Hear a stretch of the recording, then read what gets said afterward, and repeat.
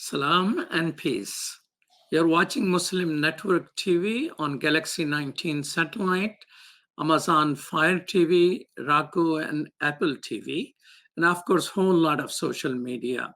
This is your host, Imam Malik Mujahid, and we will have some conversation between Muslims debating about what happened last night. Was it a debate? Was it a some sort of verbal boxing match, or some new genre in politics has arrived? Should we get some other professional wrestlers in there instead of a moderator? What was it? Name calling, insults, shouting, bullying. What in the world was that? About 69% people in a CBS poll said they were annoyed by the event. Annoyed? Are they are they polling Britishers for understatement, or they are talking to Americans in a state shooting manner? What do you think? If you're watching this on YouTube or Facebook, this meaning not the debate, but the debate about the debate today, on YouTube or Facebook, write your comments and the question right there. We will be able to incorporate those in our conversations. There was a Democratic candidate. She's a spiritual guru, Marianne Williamson. And in a Democratic debate, she says there is a dark psychic force. And people were laughing at her. Did that dark psychic force showed up last night in the debate? Was she right about that force? President is leading a campaign to erode confidence in the electoral process itself. We cannot definitely say that president is going to leave office if he loses. We cannot definitely say that we will have better times coming. Since 2004, percentage of Americans, according to Gallup poll, who express great confidence in Congress has dropped by 17%, and for the presidency, 13 points. Probably it's going to be more if they poll it this time, but this is from 2004 until now. You know, in November, other than the what might be more, November might be month of additional litigation, but there are already 250 election-related lawsuits already there, which has been filed in 45 states. And we are locked into intense dismay about our leaders. Both Trump and Biden has net unfavorability rating. Well, Biden is a little better than Trump, but both have more unfavorable rating than favorable. What is happening into America, friends? To discuss that, we have some amazing people. I have known all three persons personally. Yasir Billu, welcome to Muslim Network TV. Thank Thank you. Assalamu alaikum. Alaikum salam. Yasir Bullu is an attorney who has represented large Fortune 500 company. He's a Republican from Florida and often serves as the Muslim spokesperson for Muslim communities in Florida. Professor Amna MacLeod goes also by Professor Amna Ad-Din. Welcome to Muslim Network TV. Thank you. Assalamu alaikum. She is a colleague, a co-host of a host of Muslim Network TV on her own show. She is Professor Emeritus of the Religious Studies and Director of Islamic World Studies program at DePaul University in Chicago. And we have with us Tahir Javed. Welcome to Muslim Network TV, Tahir. Well, it seems that he was there a minute ago, so we will wait for him. As we begin our conversations, who won the last debate? I think we all lost. I won because I tried to stay awake till the end. There Well, I will have comedians tomorrow on the same show, Muslim comedian, three Muslim comedians talking about the debate. But thank you so much for your beautiful comments about that. We all lost, or you Yeah. personally won, because you strive to stay awake. I personally have to calm myself down by remembering God Almighty to give me some comfort. What's happening to our country here? So, what were your first impression if that was not your first impression? Well, I think that it was indicative of where we all are now, where there's no more conversation. There is horrible names calling, irrational, argumentative talk. There is no rationality anywhere. It's, let me call you a name, I'll call you a name. Let me get my points in over your points. It's just indicative of what the country has become. Yeah, I agree. I think, like Professor here, I thought it was a breakdown in leadership that was on Yeah, display. absolutely. These are people that are supposed to be role models. We always tell our kids, don't take movie stars and athletes as role models. And Right. now we have no presidents who we can't take as role models. So it's really quite disheartening in that sense. Yeah, I agree wholeheartedly. And on top of that, you got two dudes who are over 70 themselves trying to stay awake and to stay on point, and all they can do is argue. I mean, we heard nothing about foreign policy. We heard no real plans Right. for going forward, given the horrible situation that both the society is in, and individuals are in various parts of the country, how we're going to control it, how we're going to move forward. We heard where we've been. Well, welcome, Tahir Javed. Assalamu alaikum. Tahir Javed is a business magnate and an active member of the Democratic Party who leads Muslims for Biden, and have raised more money for him than any other Muslim leader, I think. I don't have the numbers, but that's what I hear.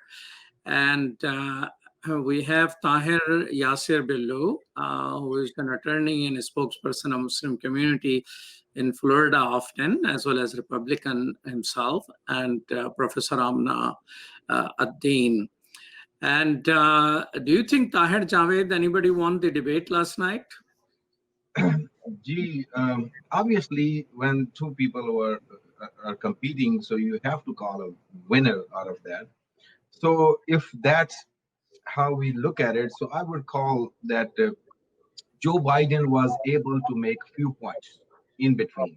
So they spoke on COVID, they spoke on economy, they spoke on so many other issues. The only issue where Joe Biden was successful to make sure that that everybody would understand that he did not perform as a president during the COVID, and he came with the numbers, he came with all the facts, and he made that one. So that's one point I could say that he was possibly he made it.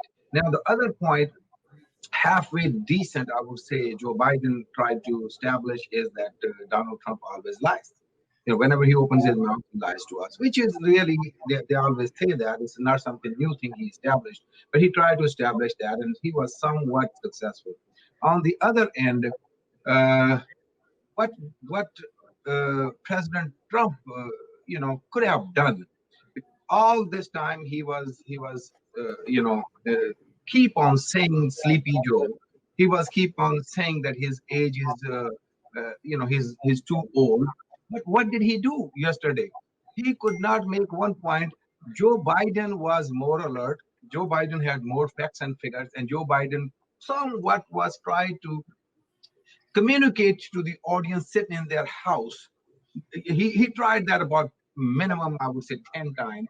Ignored President Trump and ignored everything else around him, and he tried to say, okay, You sitting in the drawing room, you sitting in the living room, I'm speaking. So he tried his best to ignore all that. Now, in between, in general, like Professor Amna was just saying, we didn't hear about foreign policy. I don't think the debate was on foreign policy. I don't think the debate was just a credibility. Is this guy the right guy? It's a step one debate. I mean, forget about the policies, forget about what they know and knowledge. Is this is he 10% qualified to be as the president of the country? That was the whole debate, and I think they both failed, in my opinion, to establish that point that either. I mean, I wish President Biden he just started, like calling names. I mean, a couple of times he did that. So if he could stop himself on these 2 points, I would call him a clear winner. But basically he lost, and he just called names. So I would say, like everybody else is saying, that I don't think we need any more debates. I think we're better without the debates. Okay, so well, you are way ahead in the air. That was supposed to be my question. Do we need any more debates? I was just hoping that either moderator or somebody says this is not what we agree upon, and if you don't behave and if you don't abide by the principle, let's cancel the debate. I think that person who would have said that would have won it. So did Vice President Biden, Yasser Billu, went high when President went low? I don't think so. I agree with Tahir that Vice President Biden made certain good gestures when he looked directly at the camera and he spoke. I thought those were his strongest points. Right. But when he fell for Trump's attacks, I think he fell right into Trump's hands. Look, Trump's purpose of these debates is not to convince new voters. Undecided voters is a shrinking margin. He knows that's not where this is. He knows that the election is going to be decided by voter turnout. And so he's trying to get his base excited. So the idea is he's going to say these things. He's going to be, try to be as strong as possible, try to be as mean as possible to Joe Biden, because that's what his base wants to see. And if they're excited enough, they'll come out to vote for him. I think that's really the purpose that President Trump was trying to serve. And I think based on that, I think it was a success for him, regardless of those, cringeworthy sections that you saw about Proud Boys and all of those things. If he went in with the intent of, I want to excite my base, I think he did that yesterday. And that's the part where Biden, if he needs to excite his base, it can't just be that he's Sleepy Joe again. It has to be that he has to excite his base. And that's the question. One of the things, Amna, which I noted, that President Trump, unlike the way he talks using different vocabulary, he did not use the type of vocabulary Biden used, like shut up and clown. I really, as a person, I just felt so bad. Of course, he was being bullied, but he was being bullied through behavior and interruption, not calling names. And he went for it. How you felt when he did that? Actually, I was really disappointed because I know that his debate team told him not to fall for the carrots, that Trump inevitably was going to put out there. He always does the same thing. Nothing Trump did was new. It's all about himself and his imaginary of what he has done. But I think that for us as Muslims, we would have liked to have heard a clear plan, a way forward. Looking into the camera, and I agree with Yasser, that was the strongest point. And if he had used that to give us a way forward and ignored Trump, who was clearly off his mark. If you look at his body posture, he's not used to the one-on-one. The poor commentator was from Fox News. So we kind of knew what he was going to object to, like stop interrupting, after you've given them 3 minutes of interruption and that kind of stuff. But I was really not happy. I mean, I wanted to go to sleep. That's how depressing, knowing that neither one of them could give us, one was not presidential, but he's never been presidential. Right. You know, this has all been a TV show.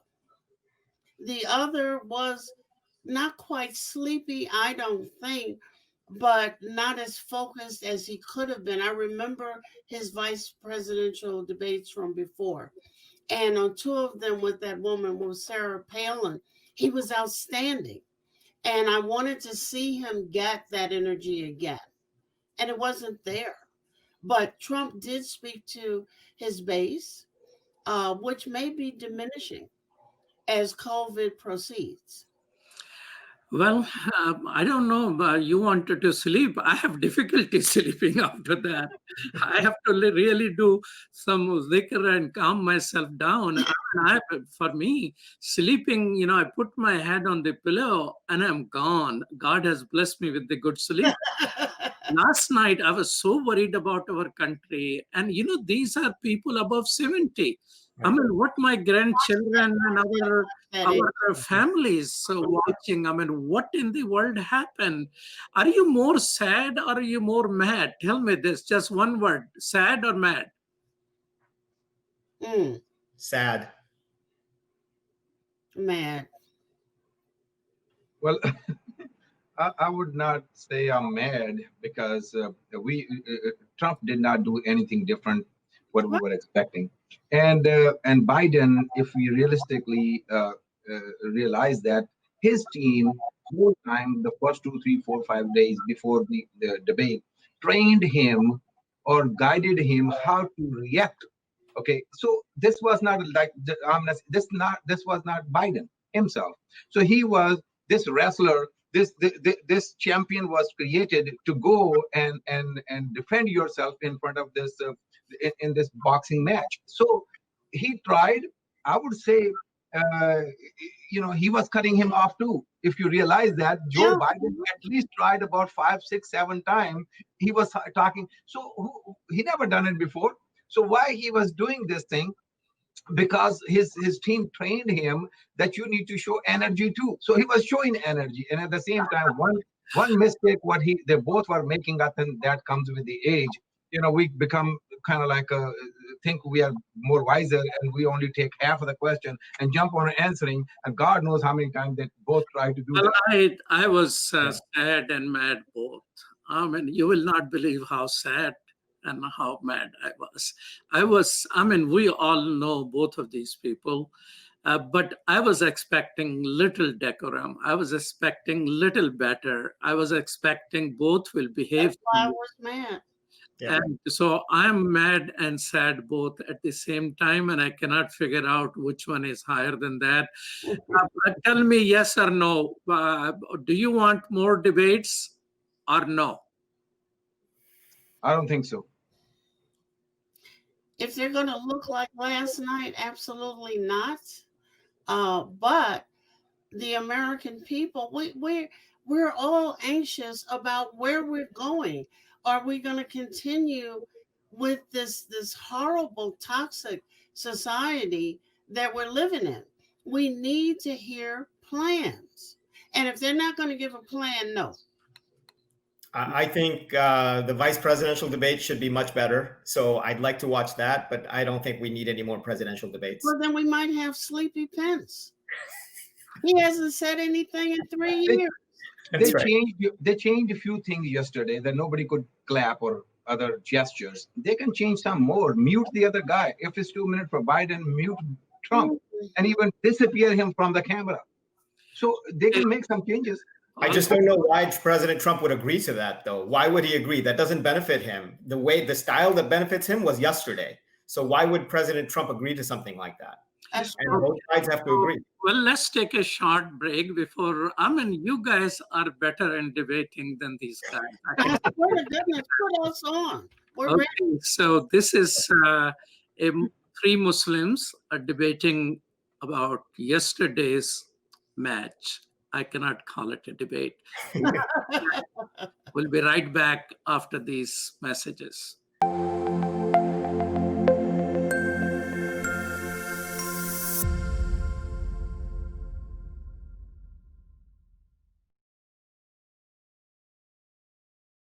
My wife, she's a professor at the University of Cincinnati, who's Catholic, and by her watching and listening to our 3-year-old son watch Adam's World, she ended up taking Kalima Shahada. She embraced Islam because she learned so much about Islam and the other prophets. It really affected our life in a great way, and because of Sound Vision and Adam's World, we're Muslims. I took my Shahada 15 years ago, and I actually am from a rural part of Ohio. And so I found the catalog for Sound Vision, and I ordered the tapes and the CDs and the books, and I used those, and especially for my little daughter, that's how we basically learned our Islam, and Islam entered our hearts through the wonderful works of Sound Vision.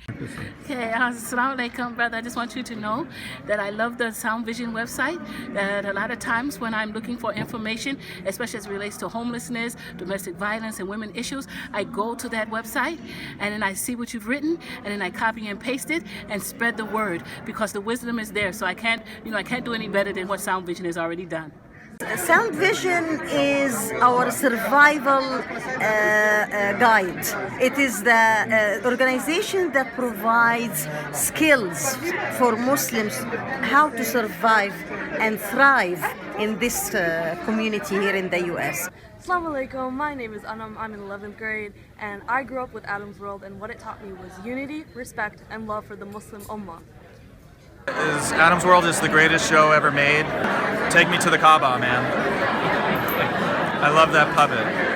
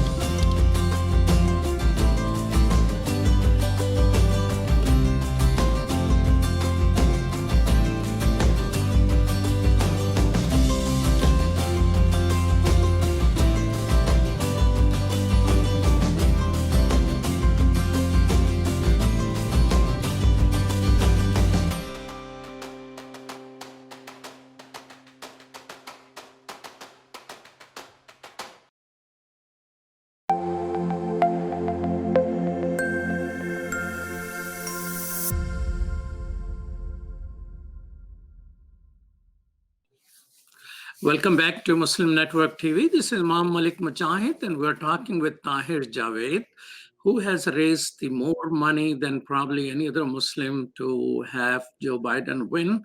And he leads Muslim for Biden campaign. Yasir Billu, who is a lawyer and a spokesperson for the Muslim community in Florida, and also a Republican. And Professor Amna Ad-Din, who is my very long-time friend and host a show, Critical Conversations on Muslim Network TV itself. Racism. I mean, yesterday something came about that, and is President, I don't want to discuss it very long on this point, but is President racist, or is he playing one? Because he refused to condemn, when it's given a chance repeatedly, the right-wing militants. You asked me? Oh, I don't quite understand the need to condemn the right-wing party. What I do understand the need for is to talk about racism. And I don't know if you read the thing that the Republican Party or the White House put out on racism recently, but I think that they are an integral part of America. They've been there since the founding of America. And I have a more pressing question. Yeah, so why are you a darn Republican? We're going to have to talk about it. Amna, I am the host here. Okay. I'm the host here. Let me remind you that I'm the host. This feels like you just breached the protocol that we're complaining about. I know. Okay, that question is coming up with why somebody is Democrat and why someone is Republican. But tell me why, I will ask you, Tahir Javed, because you're running around the whole country campaigning for Joe Biden. When Trump was asked that question about Proud Boys, and I think it was Biden who gave him the name. Otherwise, the moderator was not given the name. Yeah. He ordered them to stand back and stand by. When he says stand by, why Joe Biden failed to say that sounds like a threat? Well, first of all, I mean, I couldn't comment on this thing that is the stand by is by mistake, or he purposely said that. But that's exactly what he said. Now, if I want to draw your attention to Joe Biden, when he threw the question, his face was just like that. Okay, man, bring it on. So he was. I brought him. He was like a Biden was. I brought him against right on the spot where I'm gonna make him, say something, and he's gonna get in trouble. Now, I think that was totally unnecessary for Biden to show victory on his face at that. He should be like a poker face, and the guy probably would say, okay, they need to stand away. And now he would hurt his base like what Yasser said. But when Biden just came like, okay, bring it on, the guy got nervous, president got nervous, and stand back or stand by. I mean, he just slipped it. Now, this answer will ignite his cause in his base. Yeah. Now, on the other end, I don't think Democrat Party is capable of using these words, because we always claim that we are trying to put the country together. If we speak too much on this, we're basically going to divide. So I don't think we have even the choice to brag on it. But he has made his point to his base, where he may bring the people on the street after the election, because he is going to lose this election according to all the polls. So I believe that one question will hurt us more. As I'm talking about the Democrat Party, I'm talking about the Biden campaign, it will hurt us more than it would help us, because the way it went in his favor. Okay, so let's move forward. I'll come back to debate a little bit more, but according to Pew Research, which I have looked in their methodology. I'm not quite as convinced of their thoroughness as I'm of the Gallup poll. I must mention that for full disclosure, I'm founder of Gallup Pakistan and know this methodology and all that. So according to Pew, they say 66% Muslims are Democrats, 13% are Republican, 20% are independent. And in terms of last election, I think 9 or 11% Muslims said they voted Republican, rest voted for Democrat. But at the same time, here's the question. Almost both say that their parties are not Muslim friendly. Republicans, 57% Republicans say, Muslim who are in Republican Party, that it is not friendly towards Muslims in America. And 47% Democrats say that Democratic Party is not friendly towards Muslims in America. So here's the question for Tahir. You openly identify as a Democrat for you. And Yasser, if according to my last conversation with you, you identify as Republican.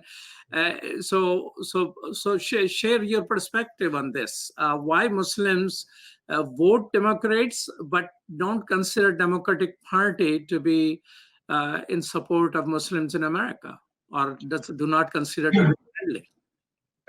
Imam Mujahid, you just put a billion-dollar question, and one has to be very honest. When Draw question, if you can give me $500 million. man, community will pay back. So I tell you what, it's very sad what you just said, that how the both parties.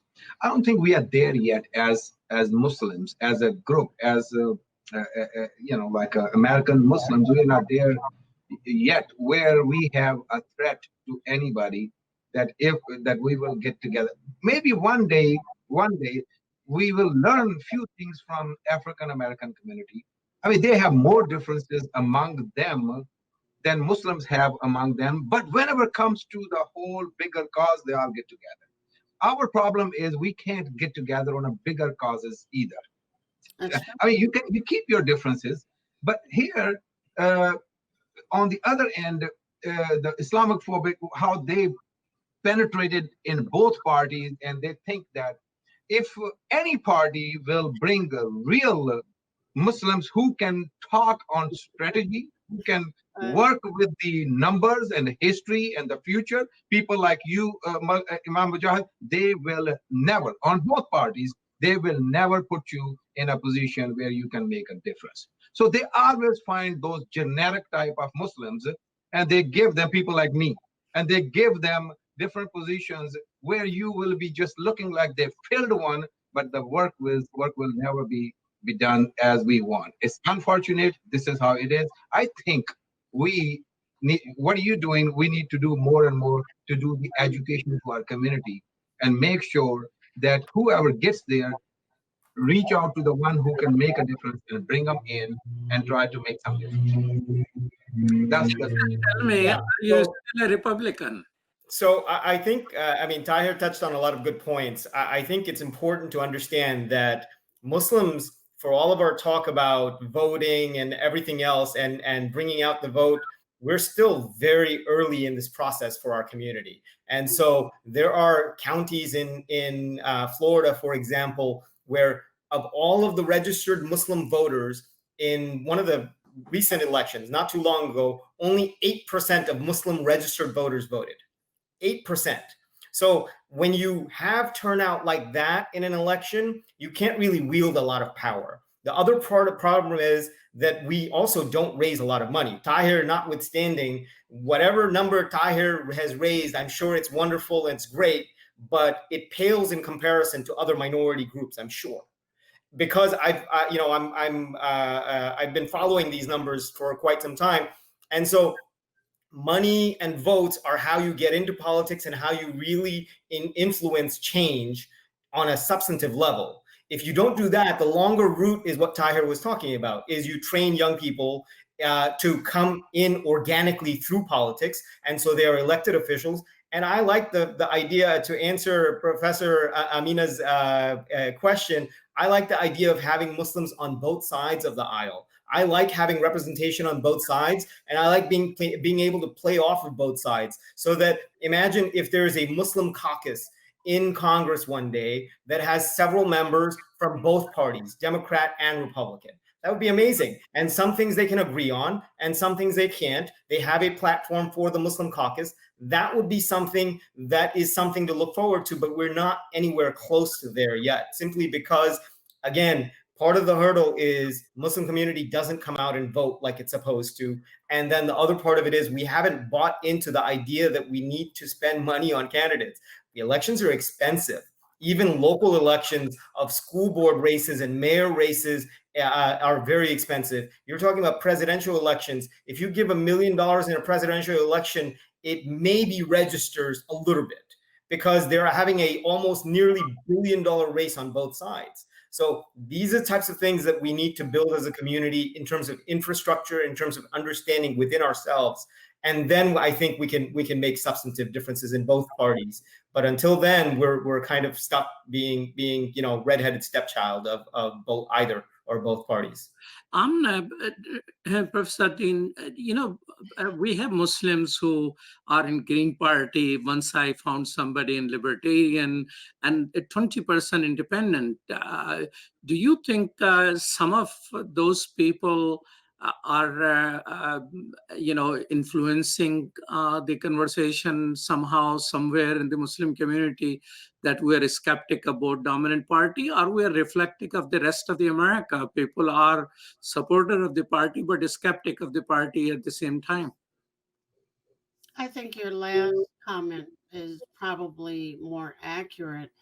I think that in regard to what Yasser said and what Tahir is saying, one segment of the Muslim community is confused.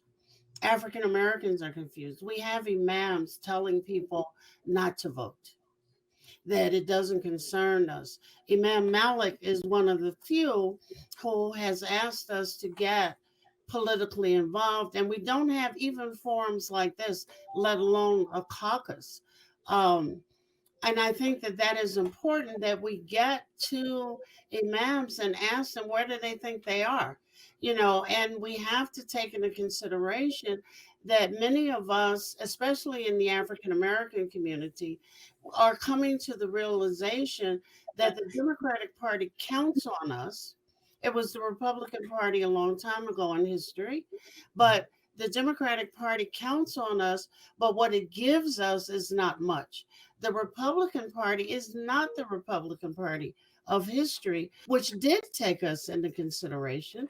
So we have lots of confusion, like where is it going to get us? Then you go to the masjid, and the talk is theology against participation in politics. So we have a lot of things we need to get at.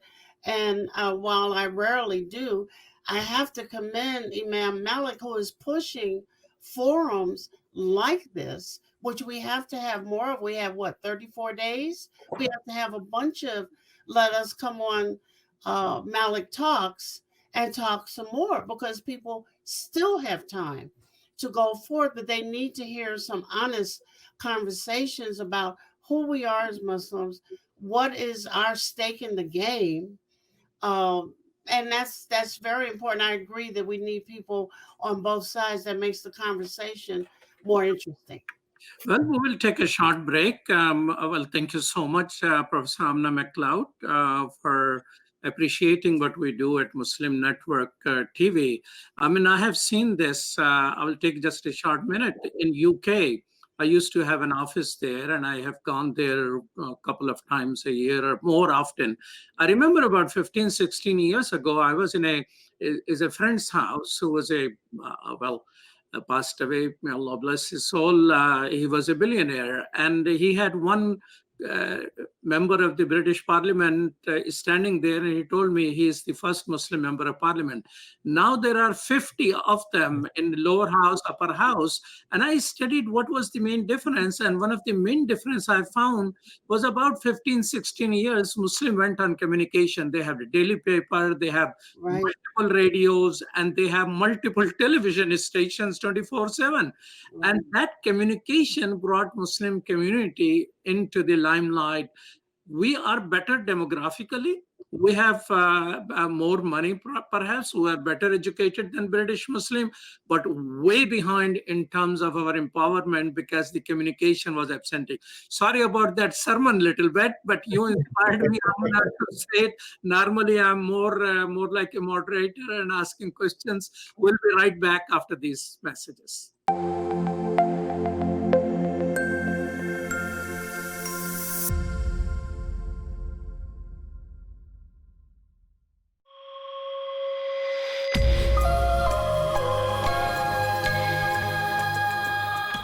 What was it like when you started this network out, when you started Sound Vision those many years ago? After 9/11, one lady called me and she says, what is your channel which I can watch? And I say, I'm sorry, we don't have a channel. And you know what she said? She said, then how America will know about you? SubhanAllah. Anything you want to say to the people who are watching? We had one sister who messaged that she grew up on Sound Vision. What do you say to the people who have been long supporters? Thank you. Thank you. It is because of you we are able to do all of that. So the generation of Adam's world, you need to take it over. for the next generation. And that's my invitation to you. So keep telling everybody where to watch. They can watch it on Galaxy 19 satellite, Amazon Fire TV, Apple TV, or easy thing, muslimnetwork.tv, or our YouTube channel, or our Facebook channel. And with your help, inshallah, ladies, the one who called me, what channel should I watch Muslims on? Answer is here and now.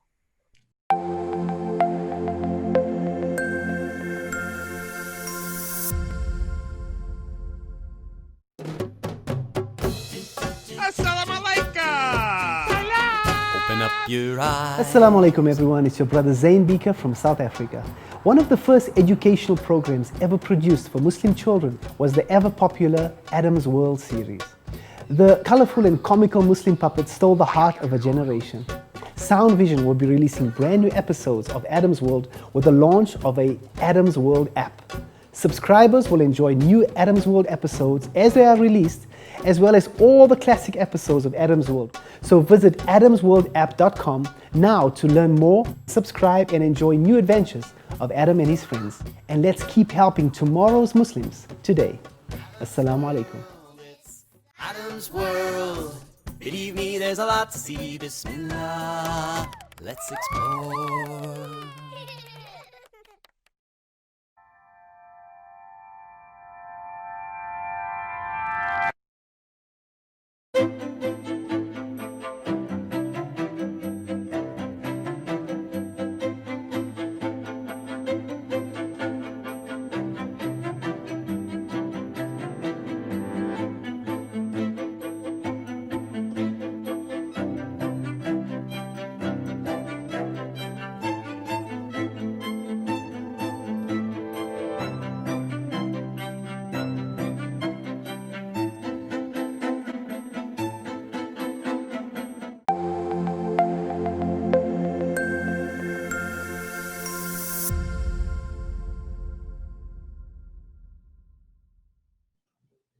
Welcome back to Muslim Network TV. This is Imam Malik Mujahid, and we have Professor Amna MacLeod Dean and Yasir Billu and Tahir Javed, and we are having this conversation about our elections and about future. Do you fear election-related violence before, during, and after? Oh, absolutely. People are already fighting because Trump has opened the door, and I don't know that it's just Trump. He opened the door and there was a flood. You know, it's like that coming out. You know, there was a closet somewhere where people were hiding, and there is a flood of violence now. Some of it is because I'm listening to people talk about, oh, I can't stand 4 more years of this. Let me move to Meridian, Mexico. And others saying, well, you know, is Biden going to be any better? You know, because he will just go to sleep on issues and can't catch up with some things. So I think that there's going to be a lot of instigated from vigilante groups violence. There's going to be violence at polls. When I was younger, I used to be a poll watcher, and I'm just not willing to now. But I'm thinking about just going out and pulling up and taking pictures of what is going on at the polls. One of the things which there was some article in, I think, in New York Times or Washington Post, and I say what I am most afraid of, and it was written for some black writer, and he says what I am afraid of most is that some blacks who increasingly exercising their Second Amendment rights to own guns will try to defend themselves or use that as well, and there will be used to have a big mayhem. At the same time, I have heard Muslim community members worried and thinking why we shouldn't use our Second Amendment right. why Second Amendment right now by people who are by and large against the gun violence and against the usage of gun all around are suddenly talking about it. And more people are applying, according to FBI. More and more people are applying for gun licensing. So do you, Yasir and Tahir, also are afraid of the violence related to elections? Yeah. Go ahead, Tahir. Go ahead. I believe, yes, from yesterday's debate, I think there are more chances because how Trump answered few questions. He basically sent a message out there to his base that what to do. Because I mean, to me, according to my vision, the election, he's going to lose the election. This is how it is, and he's going to make the call, and people will be on the street. And even during the polling, there what he was calling the poll watchers, he's going to encourage some of these people to come to the polls and try to threat people and harass people and send them home not to vote. I mean, I can very well understand if my wife is in the line and somebody of the people he want to send as a poll watcher, she probably will not get in the line and she'll go home. So these are the tactics he can use in the states where there is no mail-in ballot and you have to get in the line to go and vote. So it will start before the election and it will continue after the election. No, poll watching is an institution. You can apply, you can get permission and watch polls. This is a accepted part of our election. But he sort of weaponized that as though I'm going to send my troops to watch what in the world are you doing. And that was the threatening part of that. And overall aggressive behavior, and enthusiasm level, it is also, polls are seeing the enthusiasm level is far higher on the Trump side, and the way he's presenting and all of that is somewhat scary. But we have just 7-8 minutes. I like you, whoever wants to volunteer. What is your case? Should people stay home, not vote? Should they vote for Trump? When I put a message on my Facebook about this, there was a lively discussion. People I thought who were Democrats, they were saying Trump has been less warmonger than the Obama administration. Trump has sent less drawn attacks around the world, and he didn't start any war as compared to the past presidents, and they were arguing in support of him. And all of them were allowing to forgive the way he talks, the way he tweets. I say, well, ignore that. But in practice, he's a good guy who will give less wars. Other people were arguing on the same Facebook post that, Biden is good for Muslims in America, but he's going to be a horrible person overseas. He's going to go around starting new war and is reestablishing the newcon ideology of America being the policeman of the world. So I like you, one of you, to give an argument solid in support of Trump, in support of Biden, or if you have another, I know there are a couple of other candidates. Well, let me take this, if you allow me. Please. First of all, your viewers or our community, their first top 2-3 priorities is not, they look at, we are Muslim American living in United States. When we're voting in United States, our focus number 1, 2, 3, 4 should be local. But we looking at what he's doing in Afghanistan and what he's doing in Syria and what he's doing in Europe. I believe that's equally important, but not as important as we should look at here domestically. So yes, he is reducing war, but he's bringing the battles at home. We will be fighting on our streets. We will be fighting with our neighbors. We will not have a good night's sleep. We had good night's sleep, even though when there was active war in Afghanistan, in this country. So we need to compare these things separately. Now, there are bigger issues, environmental issues. There are, economy issues. There are job issues. There are healthcare issues. So when we look at it today, like last 3, 4, 5 months, we had 9/11 every single day in this country. Anybody pay attention to that? We had 2,000 some people died in one day, and we 11, 12 years we were talking about it. Now, last 7, 8 months, every single day there was a 3,000, 2,000 people were dying. We need to pay attention to we are digest to these big numbers like nothing happened. Now, same thing with the California fire. Look at his solution. He's going to put some people over there. Hey, watch, nobody throw the cigarette. What, I mean, is that how you're going to tackle the environment? That you can put 3,000 people in the jungles of California that nobody throw the cigarettes over there? That's not how it's going to work. Someone has to work according to the scientists will tell you. So this president, 4 more years will take us 50 years back. So I'd like to take a stab at countering everything that Tahir has said, just to make this debate.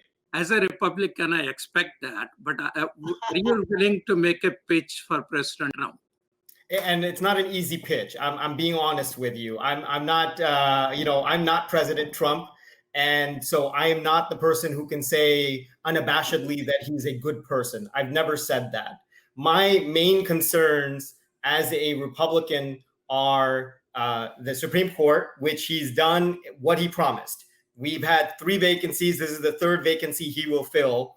Unless something catastrophic happens, he will be able to fill this 3rd vacancy. I like the fact that we will have a more conservative Supreme Court. And we can discuss whether that's good or bad or all of those things. But in reality, what it comes down to overall, and I know I'm not saying President Trump cares about religion. I'm saying he provides for religious freedoms much more than he provides for other freedoms because his base is religious in nature. And so when we look at, for example, his rhetoric and the Republican governors have come through on this, vouchers for Islamic schools. There are many Islamic schools around the country who depend on those vouchers. Democrats want to do away with that because they want more money for public schools. Republicans want more money in religious schools, and they don't care that it's Islamic schools or Christian schools. And so there are a lot of Islamic schools benefiting directly from these Republican policies, and President Trump that's one of his platforms. So that's the second thing. The third thing is the economy was doing wonderfully. I mean, the unemployment rate was at an all-time low before COVID. It was doing amazing. And even now, if you look at the economy, what people had envisioned where it would be versus where it is, it really could have been much worse. The difficulty, and I understand the point, is, look, do we open and let businesses open so that we don't make the economy suffer more? Or do we keep businesses closed so that we can 100% protect against COVID? That's the tug and pull here. I understand that. And Republicans have come down entirely on the side of let's open, even if it's premature, let's open because we have to open. Otherwise, there's going to be not just these deaths, but there's also going to be a crumbling economy that we can't get back. And so those are the reasons to vote for President Trump. Again, that doesn't mean that he doesn't have flaws. He had major flaws. He has massive warts on his face that if you can look away from and think about the other things that he's giving, then that's different. But I understand the reason why somebody would pitch for Biden. I understand that. But the problem, the baggage that comes with Biden, and this is the baggage that came with Hillary. I didn't care about Hillary's emails. This is what everybody keeps telling me. You should have voted for Hillary despite the email scandal. That's not what the problem was. My problem with Hillary was, and the same problem with Biden, he wants to continue the policies of President Obama. They are running on that platform. And I don't think President Obama's track record was really that great to be able to tout that. I think they should go in a different direction. Yesterday, Biden had a couple of chances to go further left. He shooed away the Green New Deal, which is a darling of the left. He shooed away the defunding the police or even reforming the police. And so those are the things that the liberals were holding on to, and he shooed those away. If that's the case, then you've got another 4 years of essentially you're going to have 12 years of Obama instead of 8 years now. I don't know how that's good for us. All right. So Professor Amna MacLeod, you seems to be the youngest of us all and more visible person. So what is your advice to Muslims who are watching? And there are not just Muslims, there are Muslims and neighbors of other faith who watch our show. So as we reach the conclusion of this show, I have a couple of minutes. So you take 1 minute and I will conclude with the rest of it. Well, number one, I think Imam Malik, you would be shirking your duty if you didn't have us all back again before this 35 days is up. Yes, sir. Trump inherited an economy. That's all I have to say about that. If he hadn't inherited a good one, he wouldn't have had to build on it. The other thing is if you think in this country, the United States, that I know that Muslim schools are safe, I will talk to you over coffee at a later date. They are not safe. Okay? We, as Muslims, have to learn how, we first have to study the society in which we live. We have to learn how it functions and its political history before we decide which side to take. Somebody throwing us a few carrots is not all that this makes this society. And Trump, no more than Biden, loves Muslims. It's just that Biden is more willing in the long run to let us live. Imam Malik. Okay, well, thank you so much for concluding that way. Well, I'm very thankful to all three of you. I mean, you are achievers in your field. You all three make the Muslim community proud. Tahir Javed, I don't know who goes around the country for the cause he believes in, which is Muslims for Biden, and encouraging people, raising money. I don't know. Somebody going to come after him. So I pray that you are protected from all the evil which comes being so active in politics. Yasir Bellu, I know it's not easy in this life to be a Republican, and but you are a good advocate. I mean, my mom used to say I'm going to grow up to be a lawyer, which I couldn't. I didn't.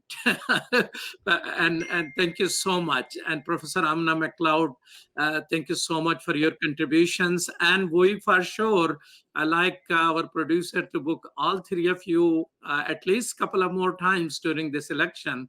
So we continue this conversation. I think this is an educational process. And I'd like to thank our producer, Sherdil Khan, for producing today's show. And I pray that Dr. Abdul Wahid, our other producer, is under COVID-19. May God bless him with good health and quick recovery. This is Imam Malik Mujahid, and you're watching Muslim Network TV.